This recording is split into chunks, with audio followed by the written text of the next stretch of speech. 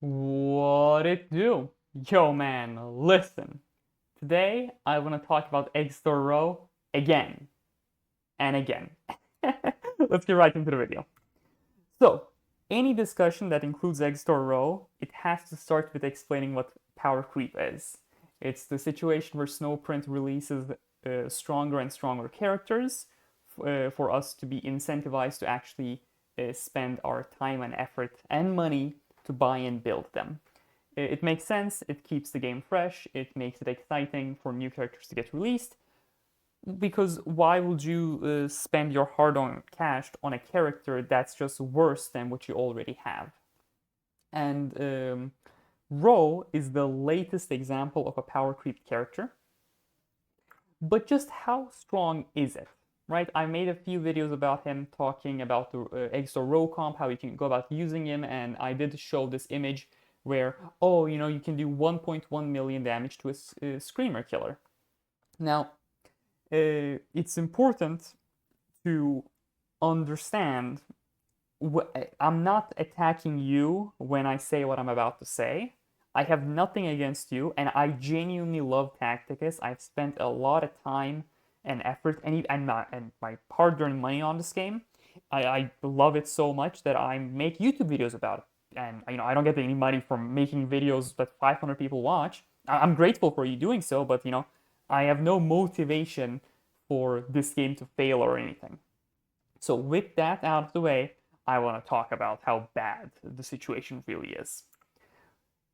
Before I do that, I want to talk about the comp so we're all on the same page. The Exor comp, it exists of the core 4 characters of Eldrion, the best buffer in the game, Exor, Actus, and Gita. So, what Ro does is when he stands next to a boss, and that boss gets attacked by a mechanical unit, Ro takes a turn, does 2 hits, and if the boss is attacked again, he does this. This passive is uncapped. He can do this as many times as the boss gets attacked by mechanical units. Actus works in a way that he can heal any mechanical unit, and when the mechanical unit gets healed, they will take a turn and attack. In addition, he can heal mechanical units that are already at full health. The linchpin of this build is Tangida. Tangida, the way he works is his active is different in the sense that he can use his active multiple times per turn. And whenever he attacks an enemy while in the defensive active imperative, he summons a Skitari next to him. This Skitari does not take a turn right away, it will start acting the next turn. When he switches his imperative to offensive through his active, when he's standing next to one of his summons and attacks an enemy, his summon will also attack that enemy. The combination of Actus and Gida work in a way that Gida is able to spawn all of his summons much earlier than if he were by himself. Additionally, Actus can heal Gida in the offensive imperative, making Gida attack. And remember, whenever Gida attacks through the Actus ability to heal, all of the summons next to him will take an additional turn. This gets out of hand when you remember all of those summons have 3 hits, so they proc Eldrion passive lots of times, and all of those summons attacking also proc Exor's passive attacks, which proc Eldrion passive. You might see a pattern where this is an endless loop almost, where you get to do a lot of damage through Eldrion and Exor passives. Now, Exor is very good against all of the raid bosses, exception being Gaskel Traka. I will talk about him. What do I mean by very good? What I mean by very good is Turvigon, Avatar, Skarzek, the Silent King, and the Rogaldorn Battle Tank. Exor is the best character against all 4 of these bosses by 100,000 damage. So Exor is just strictly better compared to any other comp against these bosses specifically. The reason I'm separating these bosses from the other bosses is because These bosses you can somewhat justify using other comps because the damage difference is not that extreme, where it's just like 100,000, maybe 150,000 damage. However, where the situation starts getting dire are the following bosses. Mortarion was a special boss in the sense that he worked differently than everything else. You could not use melee characters against him, and you didn't want to bring lots of hits, right? You don't want to bring Ragnar, Blackmane, and whatnot against him. So the meta was formed where it was Neurotrope, where Neurotrope's essentially has a cap because his passive is only 15 stacks. Nero can do 500,000 damage, give or take. With the introduction of Diamond 3 and certain character choices in the Row team, what you can do is you can bring double healers in the form of Actus and Aleph Null.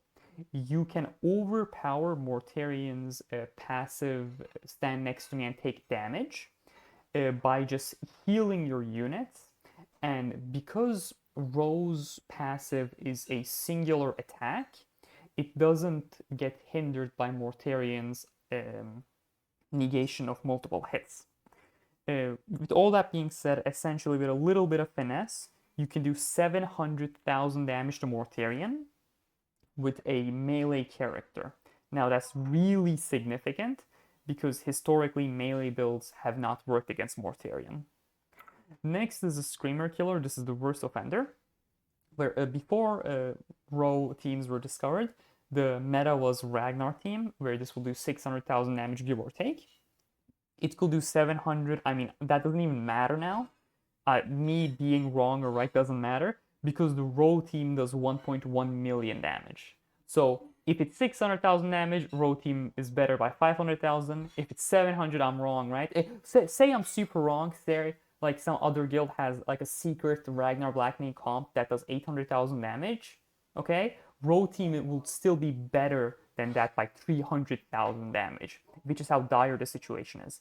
Remember, Row is this good into Screamer, and he is better against all other bosses as well. So right now, Row is the best character in the game when it comes to guild raids. Gaskell Traka, I'm going to talk about him and explain why Row doesn't work, is because of his passive. Prophet of Gork and Mork, after being attacked 7 times, it's normally 4, but it goes up to 7 by killing the primes. Gaskell Traka takes 90% reduced damage, which completely counters Exor Row. So Row is not good against one boss because of one passive, whereas he is strictly the best choice against every other thing in the game. Now, why is this a problem for future? It's because this Row being this good limits character design space for future characters to come. Because I want you to ask yourself a very genuine question. If you have, say you have a completely built mechanical team, and Snowprint comes out and says, hey, I'm releasing this new guild raid focused character that will do less damage than Exor Row. Would you build that character? Would you spend your time and effort and money building a character that you will not use in guild raids? Because I wouldn't. Or if Snowprint comes out and says, oh, this guild raid focused character is strictly better than Exor Row and will do more damage than the mechanical comp against guild raid bosses. Well, in that situation, how much better is the character? Because if it's only 50,000 damage, it doesn't matter. But if it's 100,000, 200,000 damage, well, then we will build that character because he's the best. However, then we have pushed the flagpole further. We are now in this hypothetical example that, the next character that they released does 200,000 more damage to guild raid bosses. We have pushed the 1.1 million to 1.3 million for Screamer Killer. And then we are in the exact same spot. Are they going to release weaker characters, which we won't build? Or are they going to push it further? Okay, so let's say it does 200,000 more damage. So now we are at 1.5 million damage against the Screamer. Are we going to 10 ticket a legendary boss? I mean, a legendary 5 boss, right? Like, it creates a situation where power creep is inherent to the game, I understand that, but it being as slow as it was a good thing. But if it's starting to ramp up to the point where the new things just make it so old things are completely obsolete, I think that's a dangerous territory where games like Clash Royale or Clash of like bad games go in. Like bad games in the sense that they're predatory. I don't want tactics going in that way, and this really concerns me. How Snowprint hasn't even acknowledged how oppressive and overpowered Exor Row is. Now, what can be done? I don't want Exor Row to get completely gutted and removed from the game, similar to how Yerick has been nerfed. I am more supportive of a much more inline nerf, where you just nerf the character to be in line with other characters. And what I think that is not to put a cap on his passive, but it's instead to make his passive only one hit. This doesn't. So you might be thinking to yourself, "Oh, his passive is going from 2 hits to 1 hit. This reduces damage by health. You kill the character." That's not how it works, because Exor Row's active ability increases hits, and you do this towards the last 2 turns, or turn 4 and 5.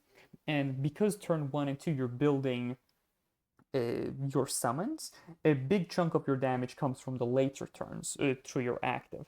So with all that taken into account, this will be a damage reduction of 30%, give or take. A little bit higher, a little bit lower. Now, this is a very significant nerf, of course, because the damage numbers are so high. But I think this will lead to a situation where for every single boss in the game, he's more in line with other comps. But for Screamer Killer, he's still the best thing in the game.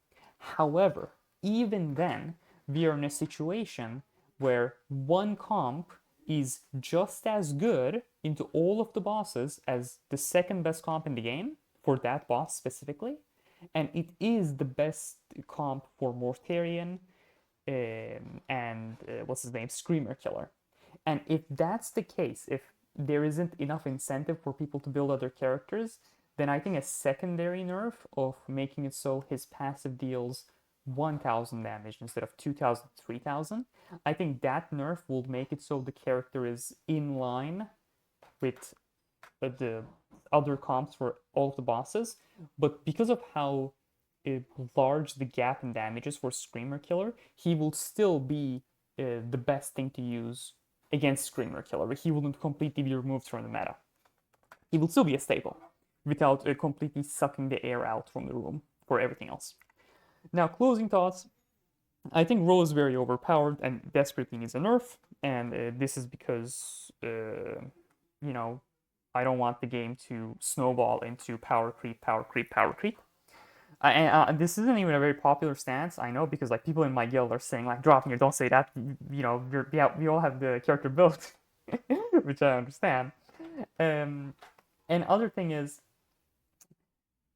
people ask me, "Oh, Draupnir, what comp should I build? What comp should I build?" I made a video about it 2 months ago, but it's been made obsolete with Row being in the game. So what I think it's a difficult thing to say because I don't want to give you information and then you act on it and then the information changes and it's like, Draupnir, why'd you give me wrong information?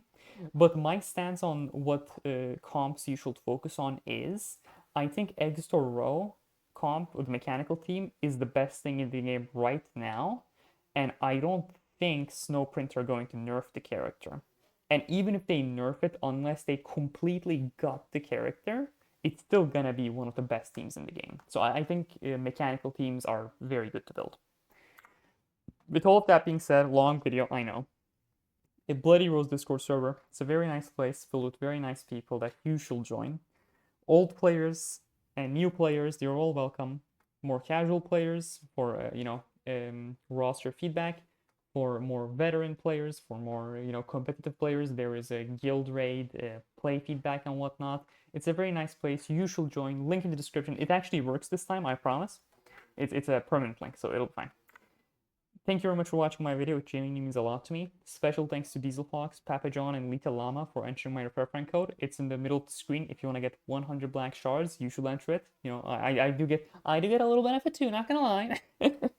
But jokes aside, I genuinely appreciate you watching my videos. It means a lot to me. Thank you very much and have a good day.